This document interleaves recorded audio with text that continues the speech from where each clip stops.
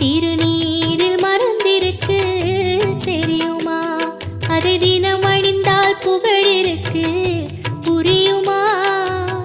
கந்தன் திருநீரில் மறந்திருக்கு தெரியுமா? அதை தினம் அணிந்தால் புகழிருக்கு புரியுமா? கந்தன் திருநீரில் மறந்திருக்கு தெரியுமா? நெற்றிக் கண்ணில் பிறந்தவனே தெரியுமா?